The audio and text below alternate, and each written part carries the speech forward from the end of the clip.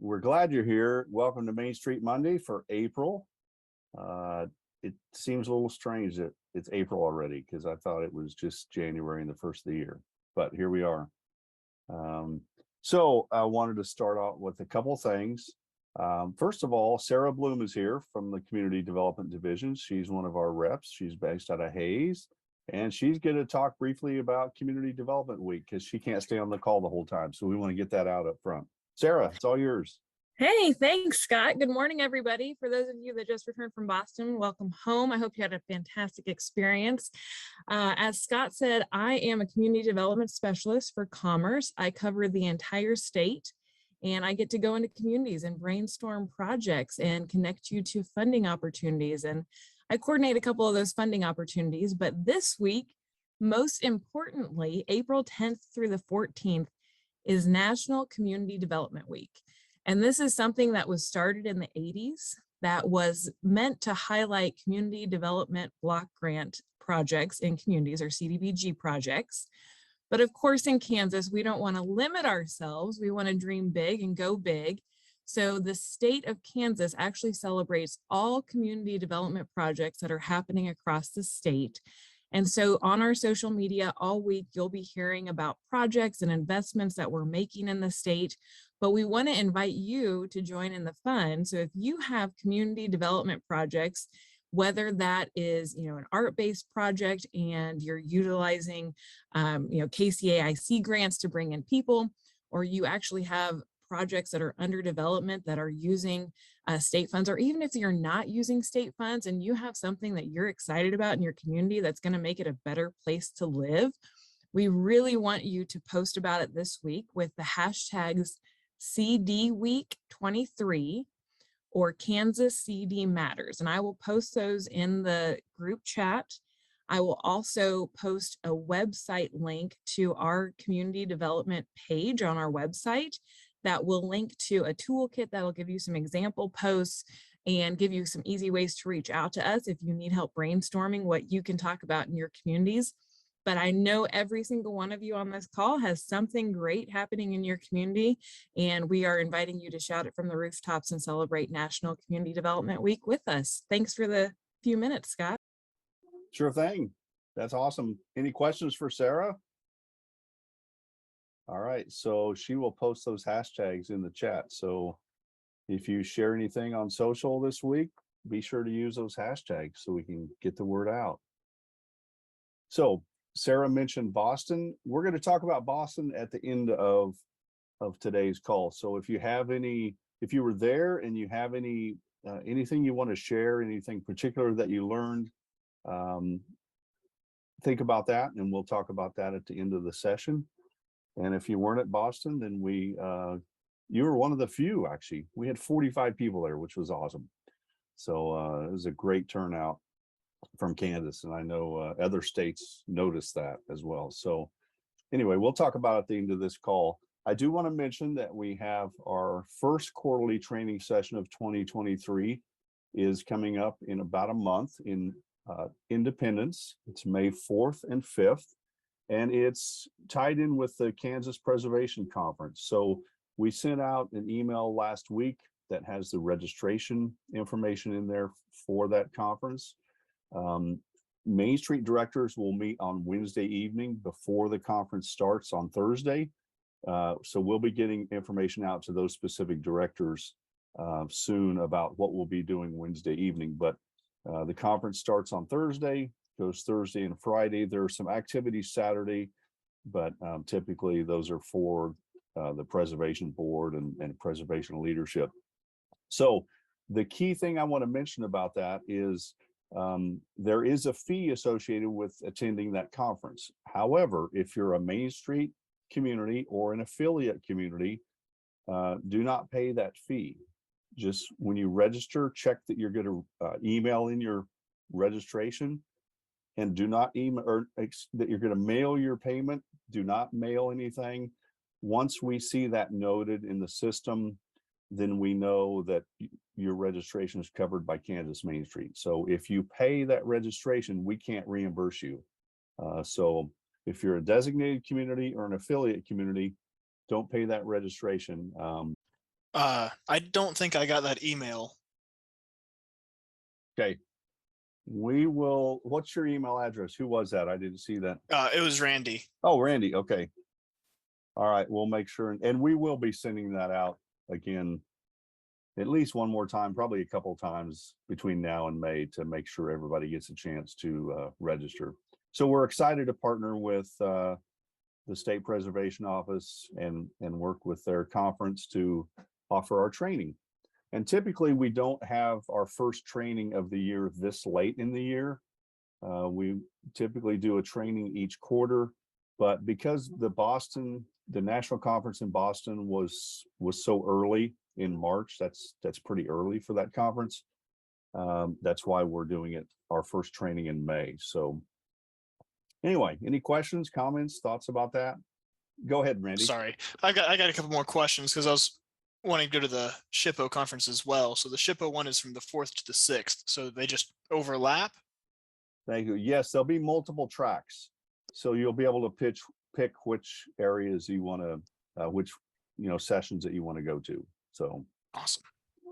Randy, I just forwarded you the Main Street refresh. So it's in the very first part of the newsletter. So you should have it within minutes, if not already. I've got it now. Thank you so much. You're welcome.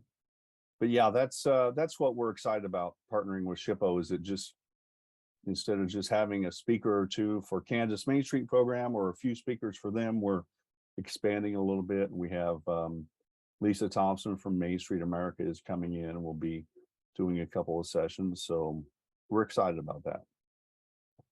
Any other questions about training and independence?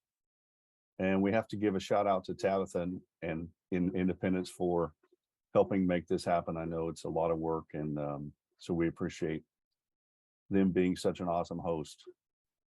Kylie, question? Yeah, sorry, I was about 10 minutes late. That's all right. So yeah, and I'm probably gonna make you repeat yourself because I missed that first little blip. But so there's the directors meeting Wednesday night, and then is then it Thursday and Friday both? Okay, so if Yes.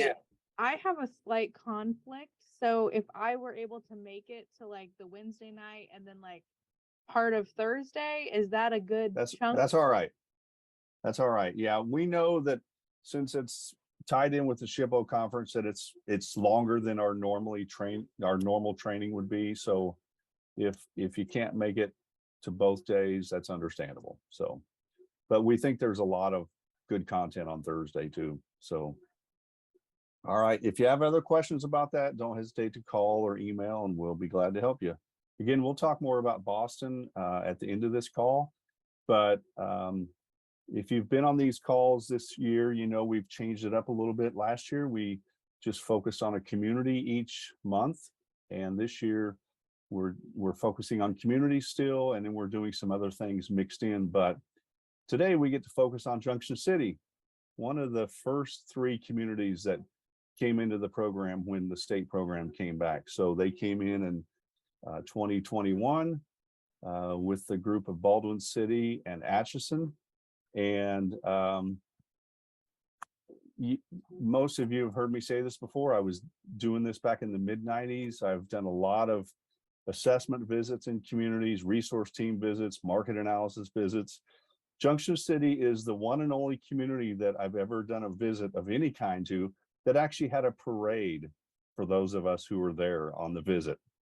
Not that you guys have to hold the bar up that high, but that was pretty darn cool. It was very cool. So they're a lot of fun to work with. They're doing great things. They've got a great director, Michaela, and we're proud of what they're doing there. So Michaela is going to talk about Junction City today. So the floor is yours, Michaela. Thank you, Scott. Thank you. I was very sad to miss all of you guys at Boston, but when your health calls, you gotta go. So, but doing way better. So thankful for that. But so glad that Terry was still able to go. But we were chit chatting because last year we managed to stay up until like 2 a.m. sharing all the goodies about the sessions that we attended. So we were kind of sad to miss that this year, but Terry did come home with all the good stuff. So she's filling me all in, and I'm looking forward to seeing all you guys in Alabama next year. So looking forward to that. Junction City. So I have been the director. We're coming up here actually on my 1 year. At the end of this month will be my 1 year in. I previously worked as an intern and then made my way up to an assistant in San Marcos, Texas, at a Main Street program down there. So I'm very familiar with what Main Street's doing, and fell in love with the program. So I was blown away when I moved back home to Kansas here and a program was looking for a director. So stars all aligned. It's been great. Love it. Couldn't do what I do without Terry Butler, who's also on this call. She's our development director. And she is if anyone has a chance to meet her, she's 90 to nothing and you will learn great things from her. So super thankful for her. But without further ado, I'm going to jump in and I will share my screen. And you should be able, oh, there you go. Perfect, got it. So we actually just had our impact dinner or our impact social just last month. So basically what we did is we combined information from 2022 and then kind of gave an insight of what we're looking forward to in 2023. So I'm going to just steal that and just walk you guys kind of through that. To kick things off, we'll jump into our promotion team. So promotions, last year we hosted 6 Main Street events of our own, 3 partnerships, and then we did 7 micro events / supported other smaller events.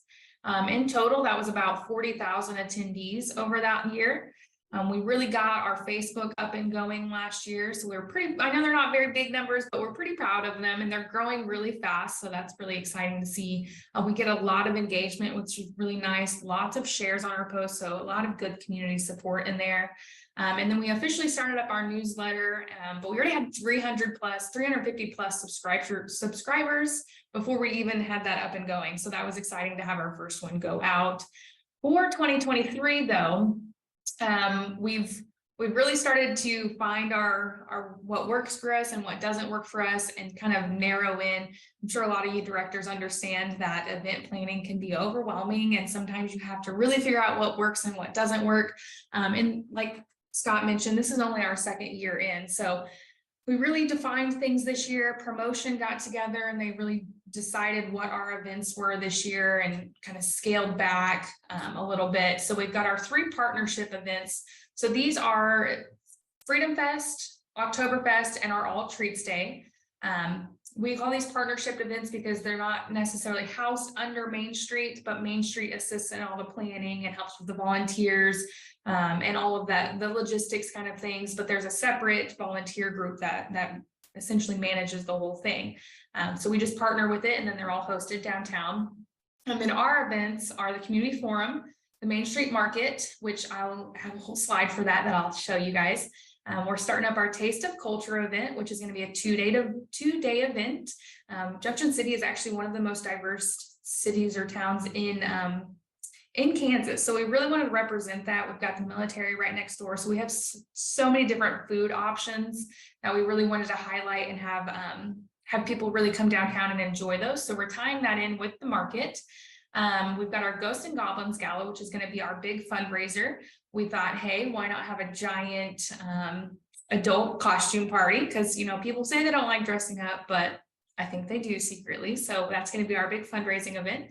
We've got our Wine and Wassail Walk. This will be on Shop Small Saturday. We did this for the first time last year, and it went really well. It happened to be on the same day as a K-State home football game, so we kind of missed out on a few people, but it went really well. Had a lot of really good feedback for it. And then Hometown Christmas, that's kind of our Imagine Hallmark, but downtown. So we'll continue with all those events and continue to grow those, but we're really looking forward to them. And in a nutshell, I also have some exciting news that because we have so many great events, we actually just hired our part-time event coordinator. So really looking forward to have someone solely dedicated to run the logistics of this, the communication that goes into it. So we're really excited to start growing our team in that way. The Main Street Market. This is tied into our Kaufman Heartland Challenge grant that we received. That Kaufman grant will be a 3-year grant. It's focused on home-based businesses. So the idea with our market is to start creating that ecosystem pipeline. So we've got a lot of home-based businesses. So our hope is to bring those home-based businesses out to vendor stuff, and eventually down to brick and mortars downtown is the hope. But also, we also received a Rural Championship grant. So that Rural Championship grant from the Office of Rural Prosperity funds our market manager's salary. She actually, her name is Autumn McGuffey, and she won the Fort Riley Military Spouse of the Year. So we're very honored to have her as part of our team as well. Her and Terry have been tag teaming, getting all the vendors that we can signed up for this, but it'll run starting May 6th. That's our first one. It'll run all the way through October, every single Saturday. But the cool thing about our market is we're putting a lot into it. We essentially have micro events tied into every single Saturday. So we laid out different themes, like Mother's Day, for example, and we'll have like a little micro event tied into it. We're partnering with our CVB. They do a float your boat contest where you make a boat out of cardboard and duct tape. And so we're having them come out a couple weeks prior to the event to build your own boat. And so we're really tying some events into every single market. So it's more of an experience. You're not just coming down for the market, you're coming down for whatever activity or event we have going on. And we're really tying a lot of other community members and community organizations into that. And something really exciting that we're looking forward to. And if any of you guys have little ones out there, we were able to tap into the Acton Children's Business Fair. So that 5th Saturday, it'll be July 29th, we're actually having a kids business fair. And we've actually seen some kiddos from Salina signing up. We've got some kids in Topeka coming down. We've got some kids here from local. So we're really looking forward to that, really starting them out early for the entrepreneurship side. But we've got Junk in the Trunk on the 4th Saturdays. That's gotten a really lot of traction. Since we're so rural, it's harder for some of them to have simple garage sales. So having them be able to come down and have a garage sale out of the trunk of their car has been really fun. A lot of excitement there. So I think there's a lot going into this Main Street market, and we're really looking forward to it. If any of you guys want to come down for a Saturday and join us, I definitely recommend it. For design's been doing a lot. We started last year funding for our holiday lights to run along the tops of all of the buildings. So we're starting fundraising efforts for that. We did have $30,000 into a facade grant, which allowed for people to apply for a 50% rebate up to $1,000. So the idea is they do at least $2,000 worth of a project and they get $1,000 back. From that, we've had 19 applicants in 2022. 9 of them are currently completed, but we've had over $31,000 worth of work done from that. And I don't have the number up there, but I think we've only actually written about $4,000 worth of checks. So a lot of them did, applied for it, but it was like they put $6,000 worth of work in. So it was really, really exciting. And we're going to see that continue and hopefully start to build that pot back up. And then we also, I'm going to make sure to do a little post there for our CD week. We received a KCAIC grant last year to implement 10 statues downtown that highlight the history of Junction City. You can't see it very well, but in that top left corner, that's one of them. That's our agriculture statue. So each one is placed throughout our district downtown and represents a different thing. We've got one on the 9th Street corner, which represents our Black history that used to be downtown on the 9th Street road. We've got one going in at 6th Street that we're partnering with Union Pacific to highlight trains and cattle drives and all of that. So we're really excited to keep these continuing and keep growing on those. We've got 4 more, I believe it is, to unveil. For next year, we'll continue have fundraising for holiday lights, continue our facade grants, but something big that is right now, as most of you guys have been enjoying the great weather, we're working really hard to get our planters redone for the year. So we're working with Blueville Nursery. You can't see it very well, but that little thing behind me, well, you guys actually probably can't see me, see my screen. We actually had a big plan put in place of these are the plants we're going to do, and we're having a downtown cleanup on the 29th where we're going to clean out all of the flower beds to then turn around and plant a bunch of beautiful plants in there and plants that'll last year round and all of that. And then we're establishing a new banner schedule for economic vitality. Last year we had 5 new businesses opened. We've got one in the works right now. It's going to be a brewery. It's a 3-story. The bottom story will be a speakeasy. So we're really looking forward to that. There'll be 2 restaurants in there, 2 kitchens. So that's going to be a pretty big impact on us, I believe. So really looking forward to that coming in. But something big that Economic Vitality focused on last year with part of our Kaufman grant was hosting what we're calling JCE 101. It's an entrepreneurship class, and huge shout out to Emporia Main Street, because Casey really helped us with the structure of, hey, this is what works for us. And then we kind of took it and adapted it, kind of worked through that. But we had 10 students enrolled in that. 4 new LLCs were established from that class, and 4 of the students are currently in brick and mortars downtown. So we've seen some really good success from that. I'm still in very close contact with all of them, gotten them in touch with that CDC. Majority of them are chamber members now, so really helping that chamber relationship that we've got going. So we're going to continue this class and offer it again in the fall, but we're hoping to actually expand it and offer a JCE 201, which will be kind of a continue growing your business class. We've had current business owners that are downtown that have questions like, I don't have a 401k, or how do I expand, or when's the right time to hire new employees or grow to our team. So we want to kind of add to our classes. So we're looking forward to that. And something else that's kind of within Economic Vitality that I didn't touch on here is we have been working on getting an RHID established, a Rural Housing Incentive District for upstairs revitalization. It's been a little bit of a task, but it was just approved by our city just last week. So now it's heading its way up to Topeka, and we're really hoping that all moves forward, and we can start revitalizing and get some upstairs apartment living. So looking forward to that. Economic Vitality also started a monthly networking coffee hour. It's just a casual event, but we host it in a different business every month. So it gives the business opportunities to kind of talk about themselves. And we're looking at possibly combining this and becoming a 1 million cups with Kaufman to kind of give it a little bit more of a name and encourage more people to come out. So we're looking forward to that. But something within the Kaufman thing, we're also hoping to implement. We just got our research portion done, and one of the key findings was, or recommendations was, that we implement a incubator kitchen space downtown. So with all those home-based businesses we've got and a lot of the transitional from Fort Riley, there was a significant need for an incubator kitchen downtown. So we've been visiting a couple other ones, and we are partnering with our local Live Well Geary County to pursue a LAMP grant, which will be a planning grant for an incubator kitchen space. So keep us in your thoughts for that. We are really hoping that goes forward, and then we can get everything established for what that looks like and how to actually do it properly. So keep your eye out for that one.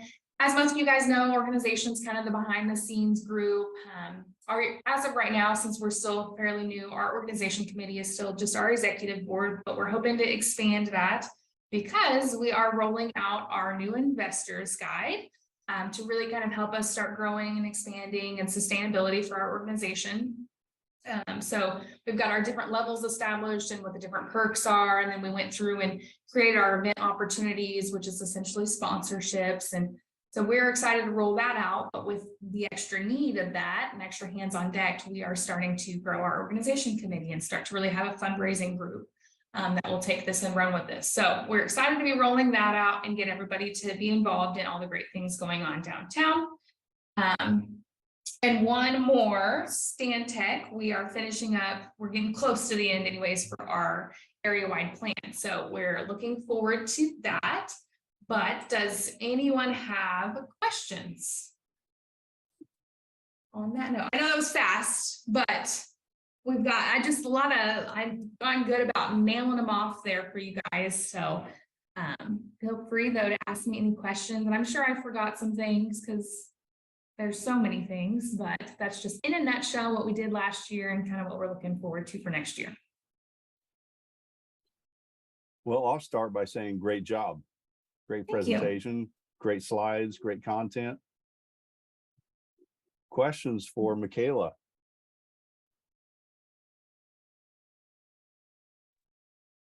I have a question, Michaela. We have wanted to do something similar with like the Christmas decorations and the lights and so forth. How are you raising the funds? Do you have a C3? Are you a C3? that's kind of been our stop point, is we're not really sure how to proceed with that. Yes, we are a C3, so we can solely fundraise it. For our lights, what we're kind of doing is we have our beacon properties. They're kind of the bigger properties, the groups that are really invested.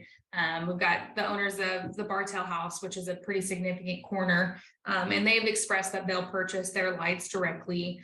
So we've kind of separated out the beacon properties for them to do their own, but then we're working on a quote of how many more feet we need to fundraise for.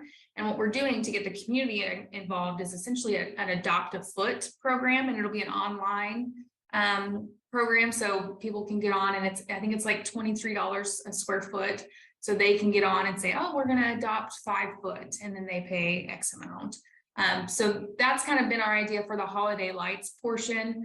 For Christmas decorations this year, it's in our event opportunities. We're doing outreach for different levels of Christmas decoration type things of like, oh, you could sponsor a wreath, kind of that traditional. So that for the bigger decoration items, we're really hitting our investors, the bigger community players in our area. Awesome, thank you. Of course.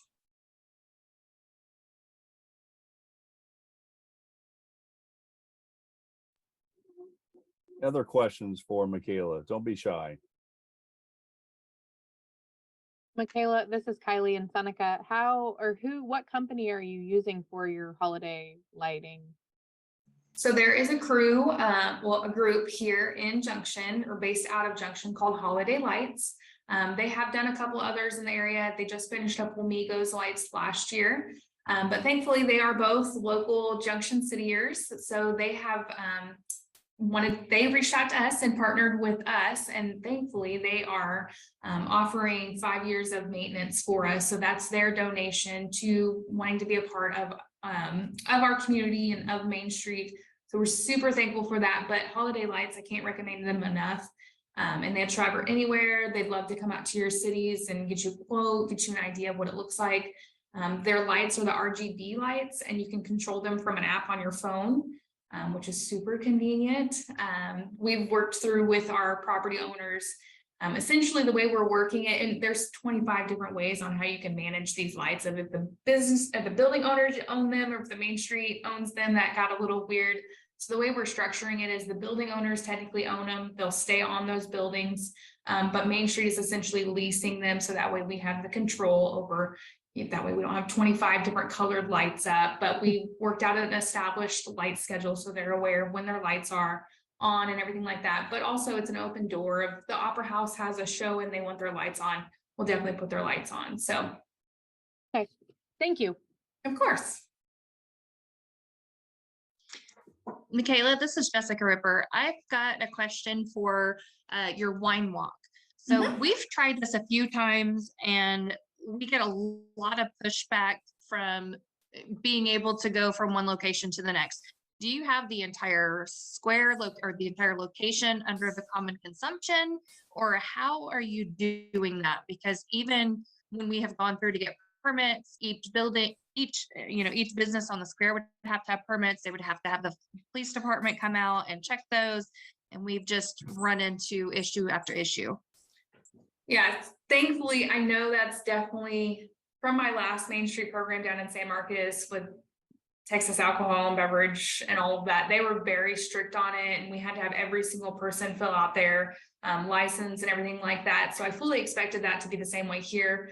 But our city has been very flexible on it, that if they are within our event, like special event perimeters, and they essentially funnel through Main Street and we have the approval for it. And as long as it's within our downtown district, we have essentially the green light, which has been really convenient. But I mean, last wine walk, I was worried about too many people out walking the streets with drinks, but all we did was about a 1 ounce pour at each stop. So we didn't really have a ton of issues of people walking between locations outside of the businesses with their alcohol. So that was kind of nice, but thankfully I know some of you guys it'll be up to the city on the requirements and stuff, but ours just fell under our special event permit. Okay, yeah, they're wanting us to have it all with orange fencing to fence it all off. Oh, And how are you going to maintain having, if kids come in with their parents, how are you going to manage that? And so they just want it all sectioned off, which just isn't yeah. actually something we can do for an entire square. And then they were worried about it being from one place to the next. So. Yeah, ours is definitely 21 and older, and we check IDs at the door. And it's after hours, so it's, we run at 5:30 to 8:30. So Okay. unfortunately, at the moment, most of our businesses close at 5 downtown. So we don't really have like shoppers at that time unless they're coming downtown for the event. So we didn't have to worry about kiddos. Terry, do you have anything to add on this? I know you. Well, came I was in. trying to remember, and it seems to me that we had a water bucket there where they drank inside the restaurant, Yes. rinsed it out, and went to the next one. And their glass actually they came to the Main Street office to get their glass where we did the ID check. So it seems like that was there. Plus, I learned something interesting this weekend. I was in Kansas City. Whenever I visit my son, he takes me to different places to bring stuff back to Junction City. And there's one area up there, I'm drawing a blank on its name, but they had little polka dots sitting on the ground and signs everywhere, like it was built into their area in the cement, little pink polka dots. And the sign said, "Do not take your drink outside the pink polka dots." So I went with my camera and went around and took pictures of all the signs and all the polka dots. And I thought that was kind of interesting. Our city attorney has actually informed me that I think he's been connecting with Casey Woods and Emporia on a CCA common consumer. I forgot. Common consumption. Yeah. Yes, yes. So we'll see where that goes. But it was kind of interesting how they had a permanent little pink dot. It was kind of fun, but that's all I got to say.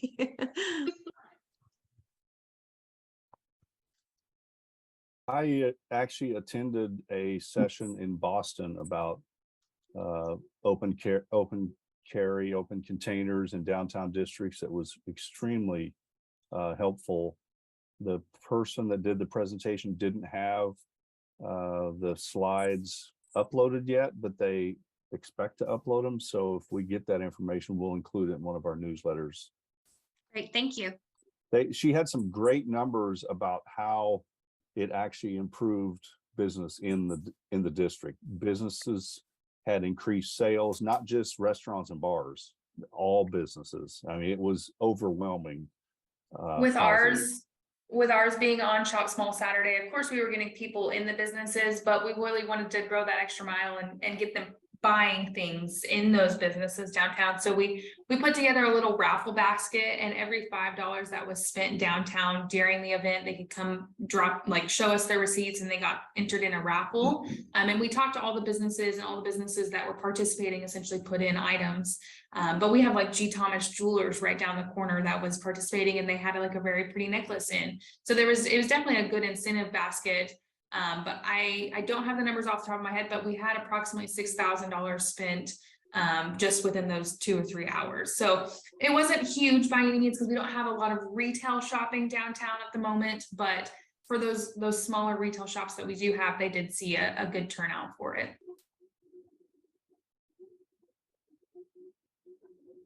That's awesome. Super. Thank you. Other questions?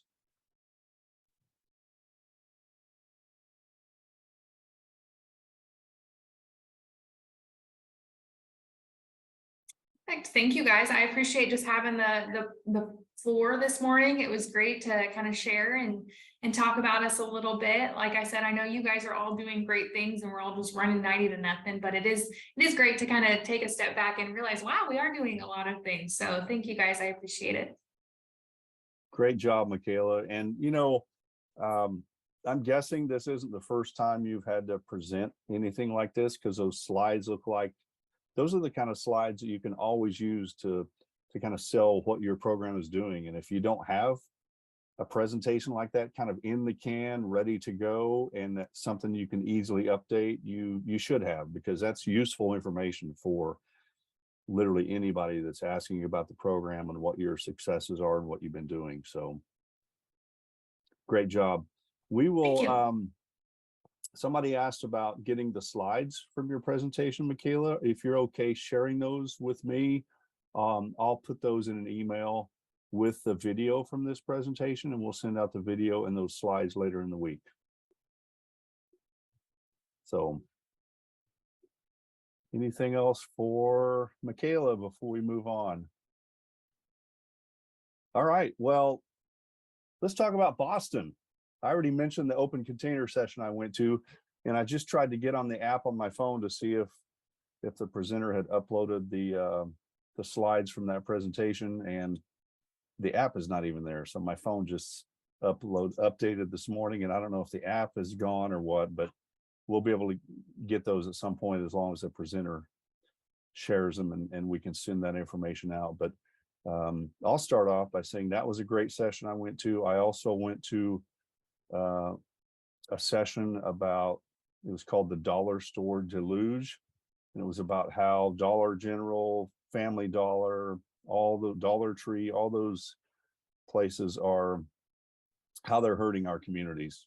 And we won't get into that now, but you know, I've said for years that if a community is like touting that as their economic development wins, then that's like grabbing the lowest hanging fruit you can grab, because that's pretty easy. But anyway, that was a great session, and Kennedy Smith was one of the presenters for that session. She used to be the director of the National Main Street program, and Kennedy is extremely knowledgeable. Doesn't come in and talk about her. She comes in and talks about facts. She's very fact-based and data-driven, so she had a lot of information about how those types of stores are hurting our community. So we'll share that at some point and probably get Kennedy Smith to Kansas sometime in the next year. Another great session I attended was Ed McMahon, who was the former board chair of Main Street America. And so Ed has been involved in Main Street work for 30 plus years. I've known him a long time. And his session, I don't remember the exact title of it, but basically he was showing examples of how chain stores have multiple designs. So they have their package design of how they want their buildings to typically look, but they have A, B, and C options. So option A is their first preferred option because it's the easiest. That's what every McDonald's looks like. That's what every Wendy's looks like. But his session was, and the point was, is that they all have a plan B and a plan C. And he gave some great examples of how communities have, worked with chains and national retailers to make sure that if they're going to put something in your downtown or your community, that it fits with the character and it doesn't just stand out on its own. And he said that the point is most of the time communities just take what's given to them. They think that's all they can do. And his point is no, you have the control and you can dictate what, McDonald's looks like in your town. It doesn't have to look like every other town. So I thought that was a great session. So that's a few things, highlights, of course, and just getting to visit with other state coordinators and hear what they're doing in other states. And I've got some great information about some things that we can start doing here in Kansas as well. So anybody else want to talk about Boston and a couple of key takeaways? Well, I'll go next. So I love networking. I just love listening to what every person has to say. And it might be a sentence, it might be a paragraph, it might be a conversation, but you get to bring so much home. So I have notes everywhere, but I also enjoyed the farmers market. And if we ever do that again, I'd love for it to be longer and longer. I forgot names, but of course we're getting right in the middle of this Main Street market. So I really enjoyed that. And if we ever had a chance to have more time with that, that would be awesome. What was kind of neat was after the presentation was over, then I hung out at the booth and listened to everybody come with their questions and just wrote all the ideas down. If I had asked for help through them directly, I think she said her consultative fee, was $225 an hour. So I feel like I got a lot of money's worth of knowledge just standing there and hanging out, but that was fun. And I don't know, I could talk forever, but I just love the annual conference and can't wait to go with Michaela next year. I will mention that next year's conference is in Birmingham, Alabama, and that's May 5th through the 8th. So that's typically when these is in late April, early mid-May. So put that on your calendars, and we look forward to seeing you there. Any questions or anything else you want to talk about? I would like to add one more thing. Vicky Schmidt, her Kansas Insurance Commission Department, they're doing mobile offices. So I saw them down in Council Grove a couple weeks ago, and that was just their very first one ever. Kyle Stratham, I think, is the one arranging it. So they're coming today to Junction City from 12 to 2 and setting up in the restaurant 6 on 6. But this is part of their mission, was if it's hard for people to come to Topeka. So instead, they want to come to communities. And so if other communities want to invite them out there, they have, for instance, I think they're paying for all the food and doing all the promotion. We're just helping them share the promotion. So they're just bringing their office into communities. And they're bringing up to 6 staff member with 6 computers, so that Vicky Schmidt does a short presentation, and then they set up an office so people can come and ask questions about insurance stuff. So that's kind of neat. That sounds very cool. I'm picturing a Main Street RV that we can drive into a community and park it in your downtown and have like an open office situation, just help people in their downtown right on the spot.